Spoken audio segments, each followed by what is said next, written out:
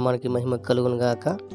మన ప్రభువును రక్షకుడైన యేసుక్రీస్తు నామమున మీ అందరికీ శుభాభివందనాలు తెలియజేస్తూ ఉన్నాను. ఈరోజు మన ధ్యాన గ్రంథం నుండి మత్తయి సువార్త 21వ అధ్యాయము 9వ వచనం. దావీదు కుమారునికి జయము, ప్రభువు పేరట వచ్చువాడు స్తుతింపబడునుగాక, సర్వోన్నతమైన స్థలములలో జయము. చూడండి, యేసుప్రభువారిని గురించి చక్కని మాట మనకి ఇక్కడ తెలియజేయబడతా ఉంది. యేసుప్రభువారు యెరూషలేము పట్టణానికి బయలుదేరి వెళ్తున్నప్పుడు ఒక గాడిదను ఎక్కి ఆ గాడిద మీద ప్రయాణం చేస్తూ వెళ్తున్నప్పుడు అక్కడున్న ప్రజలు, జన సమూహములు, చిన్నపిల్లలు ప్రతి ఒక్కరు కూడా వారు అంటున్నారు, దావీదు కుమారునికి జయము, ప్రభు పేరట వచ్చేవాడు స్తుతింపబడాలి, సర్వోన్నతమైన స్థలంలో ఆయనకి జయము అని దేవుణ్ణి గొప్ప చేస్తూ హోసన్నా హోసన్నా అని ఆయనను కొనియాడుతూ ఉన్నారు. అవునండి, ఆయన ఈ లోకానికి ఎందుకు వచ్చారు? కట్టబడిన గాడిదని గురించి మనం చూస్తూ ఉంటాం. ఆయన అంటారు, కట్టబడిన గాడిద ఒకటి ఉంది, మీరు దాన్ని తీసుకుని రండి, గాడిద పిల్లను మీరు తీసుకుని రండి అని అంటాడు. అయితే ఒకవేళ ఎవరైనా అడిగితే ఇది ప్రభువారికి కావాలి అని చెప్పమంటారు. చూడండి, ఆ గాడిద పిల్లను తీసుకొచ్చిన తర్వాత ఆయన ఆ గాడిద మీద కూర్చొని ప్రయాణం చేస్తున్నప్పుడు ఆ గాడిద వెళుతున్న మార్గంలో వారు విలువైన వస్త్రాలు, అంతేకాదు ఖర్జూరపు మట్టలు వారు ఆ దారి పొడుగున వేసినట్లు మనం చూస్తూ ఉంటాం. కట్టబడిన గాడిదకు విలువ లేదు. గాడిద అనగా వెట్టి చాకరీ చేసేది, దానికి విలువ ఉండదు, దాన్ని ఎవరు కూడా ప్రేమించరు. అది ఎంతో భారం మోస్తూ ఉంటుంది, ఎంతో దూరం ప్రయాణం చేస్తూ ఉంటుంది, దాని జీవితానికి ప్రత్యేకత అంటూ ఏదీ లేదు. కానీ ఎప్పుడైతే యేసుప్రభువారు కట్టబడిన గాడిదను తీసుకుని రమ్మన్నారో ఆ గాడి మీద ఆయన కూర్చుని ప్రయాణం చేస్తారు.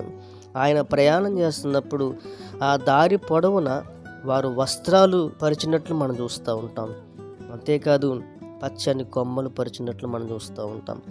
అంతవరకు రాళ్లల్లో, రప్పల్లో, బురదలో నడిచిన ఆ గాడిద ఎప్పుడైతే యేసుప్రభువారు దాని మీద కూర్చుని ప్రయాణం చేస్తున్నారో దాని స్థితి మారిపోయింది, దాని బ్రతుకు మారిపోయింది, దాని జీవితం మారిపోయింది. అంతేకాదు ఆ గాడి మీద కూర్చున్న యేసేను వారు అంటూ ఉన్నారు, దావీదు కుమారునికి జయము, ప్రభు పేరట వచ్చేవాడు స్తుతింపబడాలి, సర్వోన్నత స్థలంలో జయము అని గాన ప్రతిగానములు చేస్తూ స్తుతిస్తూ హోసన్నా హోసన్నా అని ఆయన్ను కొనియాడుతూ ఉన్నారు. అయితే ఆయనతో పాటు ఆ ఘనత ఎవరికి వచ్చింది అని అంటే ఆ గాడిదకి వచ్చినట్లు మనం చూస్తూ ఉంటాం. అవునండి, ఈరోజు యేసుప్రభువారు ఎవరి బ్రతుకులైతే ఉంటారో, ఎవరి జీవితాల్లో అయితే ఉంటారో, ఎవరినైతే ఆయన ప్రేమిస్తారో, ఎవరినైతే ఆయన ఇష్టపడుతున్నారో, అంతేకాదు ఎవరైతే ఆయనకు తమ హృదయంలో చోటిస్తారో, ఎవరైతే తమ బ్రతుకుల్లో ఆయనకి ఆహ్వానం పలుకుతారో వారికి ఏం వస్తూ ఉంది అని అంటే ఘనత వస్తూ ఉంది, విలువ వస్తూ ఉంది. కట్టబడిన గాడిదకు విలువ వచ్చినట్లుగా బంధకాల చేత బంధింపబడ్డ మన బ్రతుకులకు కూడా ఆయన విలువనివ్వడానికి ఇష్టపడుతూ ఉన్నాడు. అనేక నిందలు, అవమానాలు, కష్టాలు, బాధలు గుండా ప్రయాణం చేస్తున్న మన జీవితాలను ఆయన మేలుకరంగా, ఆశీర్వాదకరంగా, ఘనమైన వారుగా ఉంచడానికి ఆయన ఇష్టపడుతూ ఉన్నాడు.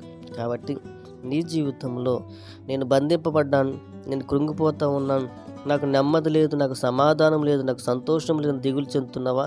నేను ఒంటరి వాడిని భయపడుతూ ఉన్నావా?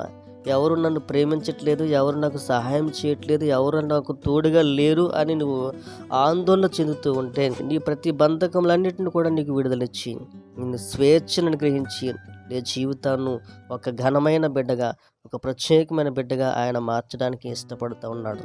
అయితే కట్టబడిన గాడిద యేసుప్రభువారికి చోటిచ్చింది. అలాగే బంధకాల చేత బంధింపబడుతున్న నీవు నీ హృదయంలో దేవునికి స్థలమిస్తే, దేవునికి చోటిస్తే, దేవునికి ప్రత్యేకమైన స్థానాన్ని నీ హృదయంలో నువ్వు ఆయనకి ఇస్తే, ప్రభువా నా జీవితంలోకి రా ప్రభువా, నా బ్రతుకులోకి రా ప్రభువా, నా జీవితాన్ని సరిచేయ ప్రభువా, ఈ బంధకాల నుంచి నాకు విడుదల కలిగచేయి నాయన, ఈ శోధల నుంచి, ఇబ్బందుల నుంచి నాకు విడుదల కలిగచేయ ప్రభువా అని నువ్వు ఎప్పుడైతే దేవుని వేడుకుంటావో, ఎప్పుడైతే దేవుని ప్రార్థన చేస్తావో, బ్రతిమాలుకుంటావో, తప్పక నీ జీవితాన్ని ఒక ఉన్నతమైన స్థానంలో ఆయన పెట్టడానికి ఇష్టపడుతూ ఉన్నాడు.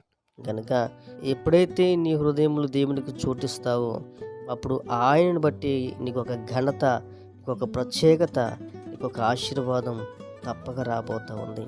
ఇంతవరకు నువ్వు బంధకాల చేత బంధింపబడ్డావేమో, కానీ నీటి నుంచి నీకు ఆ బంధకాల నుంచి దేవుడు విడుదల కలిగజేసి ఒక నూతనమైన జీవితాన్ని ఇవ్వడానికి ఇష్టపడుతూ ఉన్నాడు. అయితే ఆయన వెంబడించు, ఆయన మీద ఆధారపడు, ఆయన్ని ఆశ్రయించు, ఆయన ప్రార్థన చేయి, ఆయన మీద ఆనుకో. ఆయనకు ఉన్న ఘనత నీకును ఇవ్వబోతూ ఉన్నాడు. ఆయనకున్న ప్రత్యేకత నీకును ఇవ్వబోతూ ఉన్నాడు. కాబట్టి ఆయన బిడ్డలుగా ముందుకు సాగిపోదాం. ప్రతి బంధకాల నుంచి విడుదల పొందుకుందాం. అటు ధన్యత కృప దేవుడు మనకి ఇచ్చి నడిపించి బలపరిచి సహాయం చేయనుగాక. ఆమేన్. ప్రార్థన. పరిశుద్ధుడా మీకు వందనాలు. మరొకసారి మీ పాస్తానికి రావడానికి ఇచ్చిన కృపను బట్టి, ధన్యతను బట్టి మీకు వందనాలు. జ్ఞాపకం చేసుకోండి.